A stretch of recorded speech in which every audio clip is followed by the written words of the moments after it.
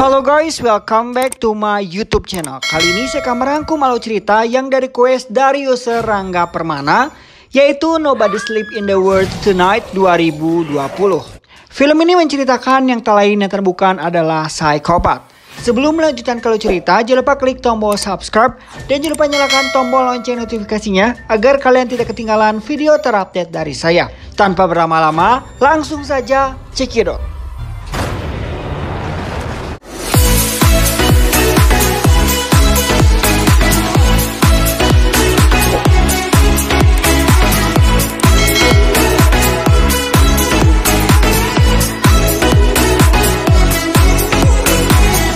Film ini dibuka dengan seorang pria tua yang tengah mengayuh sepeda menyusuri jalan. Si pria tua ini adalah kurir pos yang sedang mengantarkan surat ke alamat yang tertuju. Sesampai di sana, sang pria mengetuk pintu namun tidak ada yang menjawab ketukan tersebut. Tak lama kemudian, ia mendengar suara yang berada di sebuah gudang basement. Dengan penasaran, ia pun mendekati pintu basement tersebut. Ia pun mencoba memanggil.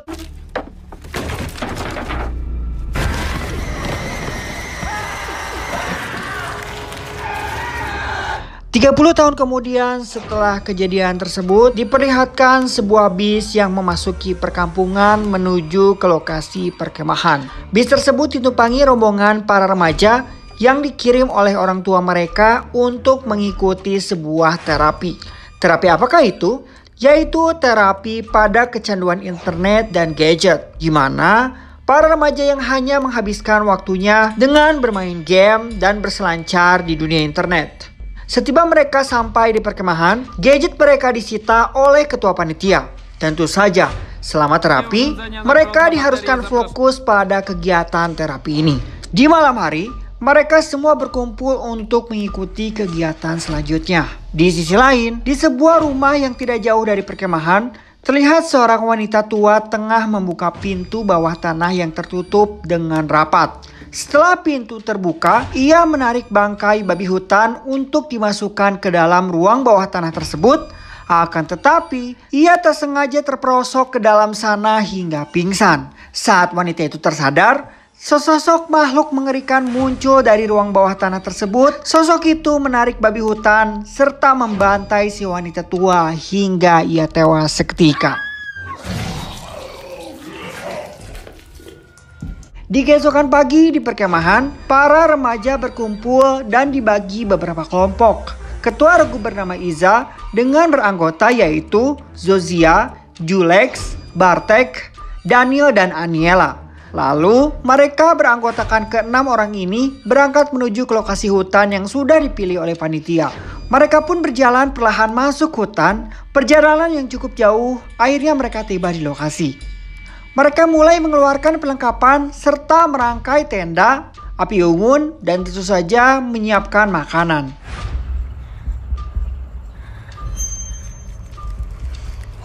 Cerita bergulir, di malam hari mereka menceritakan masalah masing-masing. Singkat cerita, malam yang semakin larut, mereka pun masuk ke tenda mereka masing-masing untuk beristirahat.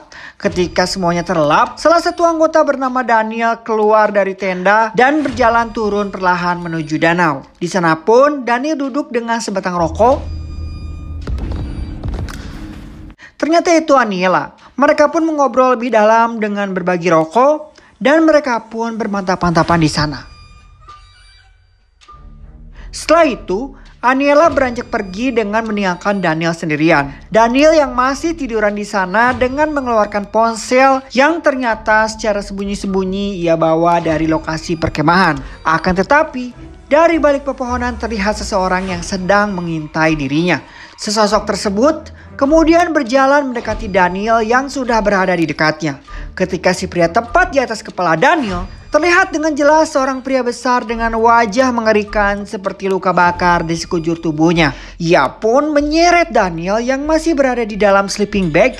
Pada akhirnya Daniel dibanting berkali-kali ke batang pohon sampai ia pun tewas. Di keesokan pagi, mereka semua mencari keberadaan Daniel yang menghilang. Aniela pun berkata, tadi malam ia sempat mengobrol dengan Daniel di pinggir danau. Dan itu terakhir kalinya melihat Daniel. Di pinggir danau, Iza menemukan sebatang rokok dan bekas kondom yang digunakan Daniel. Sementara itu, Aniela pun diinterogasi oleh Iza.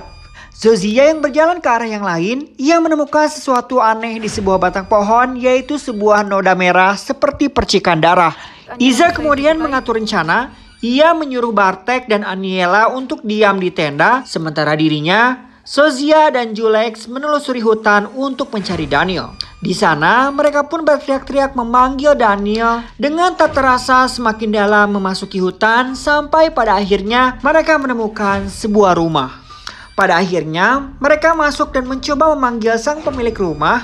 Karena tidak ada sahutan, mereka pun membuka pintu serta perlahan masuk. Di rumah ini terlihat sangat berantakan dan tercium aroma busuk yang sangat menyengat. Di sana pun juga terlihat sebuah foto anak laki-laki kembar. Sepertinya foto si anak ini pemilik rumah. Tak lama kemudian mereka menemukan pintu ruang bawah tanah. Karena penasaran, Iza membuka pintu tersebut. Saat dibuka, aroma busuk itu semakin menyengat. Iza dan Zozia masuk secara perlahan menuruni tangga, sementara Julex menunggu di atas untuk memantau. Saat Iza dan Zozia sampai di bawah, mereka dikagetkan oleh mayat yang ternyata itu adalah mayat Daniel yang sudah membusuk. Sementara di atas Julex mendengar suara langkah kaki yang akan masuk rumah. Julex pun bergegas memberitahu mereka serta bergegas menutup pintu ruang bawah tanah dengan panik. Dan naasnya, si pria besar pemilik rumah ini mengetahui bahwa rumahnya telah dimasuki seseorang. Mereka pun semakin panik saat si pria itu lalu membuka pintu. Mereka memutuskan untuk kabur dari sebuah jendela kecil yang tertutupi kayu. Zozia dan Julex yang berhasil keluar terlebih dahulu, namun Iza malah terlebih dahulu mengambil ponsel Daniel yang berdering. Namun si pria besar itu sudah ada di bawah tangga dan kepala Izzy dipenggal seketika. Melihat hal tersebut, Zozia dan Julex berlari ketakutan untuk menyelamatkan diri. Di sisi lain, Bartek dan Aniela yang menunggu kedatangan teman-temannya tanpa mereka sadari saat sedang asyik ngobrol, tiba-tiba dari belakang muncul si pria psikopat dengan menikam kepala Aniela dengan tongkat besi. Sehingga Aniela pun tewas seketika. Bartek yang shock bergegas lari menyelamatkan diri masuk ke dalam hutan.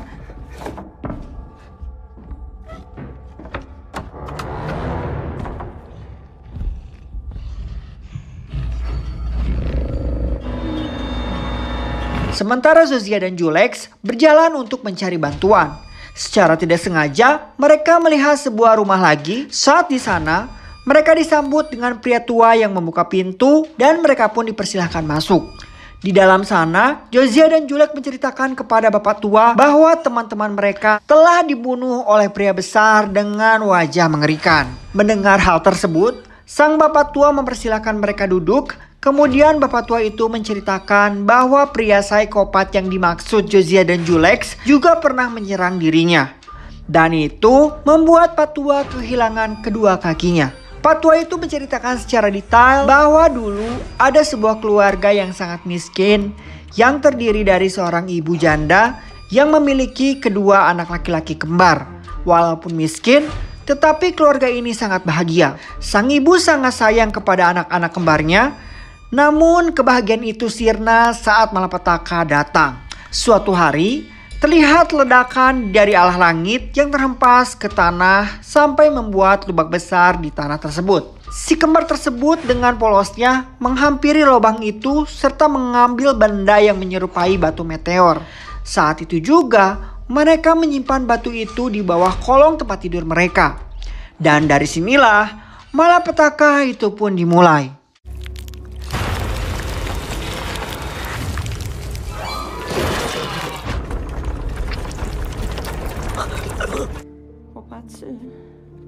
Sejak saat itu, ibunya menemukan darah yang menuju ke pintu ruang bawah tanah. Di sana, sang ibu sangat histeris saat melihat anak kembarnya sedang memakan daging anjing kesayangannya mereka sendiri.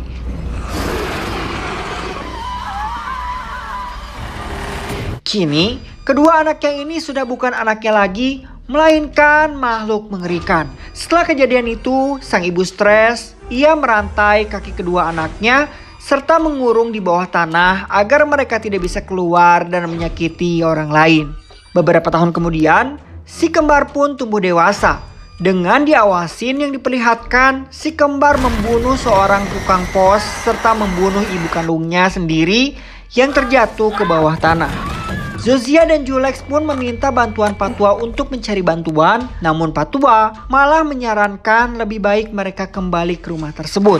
Akhirnya, mereka memutuskan untuk kembali ke rumah si kembar, berencana mengambil ponsel milik Daniel.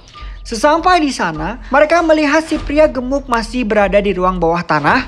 Mereka pun mengatur rencana dengan Julex menarik perhatian si pria dan memancing keluar dari bawah tanah. Sementara Josiah masuk ke dalam mengambil ponsel Daniel. Namun, Josiah malah terjebak dengan si pria yang tiba-tiba sudah berada di bawah tangga. Josiah yang berusaha kabur, namun si pria besar itu berhasil menarik tubuh Josiah ke dalam. Josiah yang hampir mati dicekik, untungnya Zulek langsung menikam dengan pisau tepat di belakang tubuh si pria.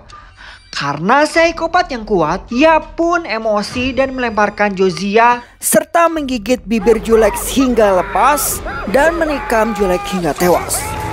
Setelah itu, si kembar bersaudara mengobrol satu sama lain. Tak lama kemudian salah satu dari mereka pergi, sementara yang satu lagi memilih untuk beristirahat. Scene berpindah ke Patwa yang sedang duduk. Tiba-tiba pintunya dibuka oleh seseorang. Dengan sigap, Patwa langsung menembakkan dengan senapan hingga orang itu terhempas dengan tewas. Secara mengejutkan, itu bukanlah si kembar, melainkan Bartex yang hendak akan meminta pertolongan padanya. Cerita bergulir, Josiah pun tersadar dengan kakinya yang dipasung dengan rantai, di mana ia juga melihat Julek yang sudah tewas mengenaskan. Sambil menangis, ia pun bersusah payah membuka kunci yang terikat di kakinya dengan pisau. Pada akhirnya rantai itu terbuka. Setelah itu, Josiah berniat membalaskan dendam atas kematian teman-temannya dengan sebilah golok yang ia temukan. Tanpa pikir panjang, ia menemukan salah satu si kembar yang sedang tidur. Seketika ia menikam berkali-kali ke tubuh dan kepala hingga si pria itu tewas seketika. Lalu Josiah pergi dari rumah itu hingga ia berlari sampai di jalan. Secara bersamaan, seorang polisi yang sedang berpatroli. Polisi itu menenangkan Josiah dan menyuruhnya masuk untuk membawa Josiah ke kantor polisi terdekat. Di perjalanan, tiba-tiba mobil polisi tersebut ditabrak sesuatu di tengah jalan. Seketika sang polisi turun untuk mengeceknya. Sementara, Josiah sangat panik karena ternyata sesuatu yang ditabrak polisi tersebut adalah saudara kembar dari pria gemuk yang masih berkeliaran. Josiah yang mencoba berteriak, namun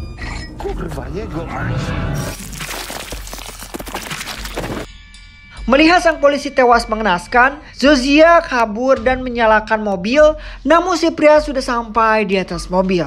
Untung saja mobil tersebut segera menyala dan memajukan mobil itu sampai si pria mengerikan itu terpental. Josiah pun bergegas meninggalkan lokasi tersebut untuk mencari pelindungan. Di malam harinya, terlihat dua orang pria yang sedang mabuk berat berjalan menyusuri jalan yang terdapat mayat si kembar yang tergeletak di tengah jalan. Tak lama kemudian, si pria itu bangkit kembali beserta si saudara kembarnya untuk membantai siapapun yang mencoba masuk ke hutan ini. Dan film pun selesai. Anyway, terima kasih untuk user Rangga Permana yang sudah merequest. Bagi teman-teman yang mau merequest film apa yang mau saya review, silakan tulis di kolom komen ya. Request video beberapa sudah ada yang masuk, masih saya proses. Saya ingatkan kembali, jangan lupa videonya di-share ke teman-teman atau keluarga kalian. Siapa tahu mereka menjadi ikut terhibur dengan video yang saya suguhkan. Thank you for watching. Sampai ketemu di next video. See you next time. Wassalam.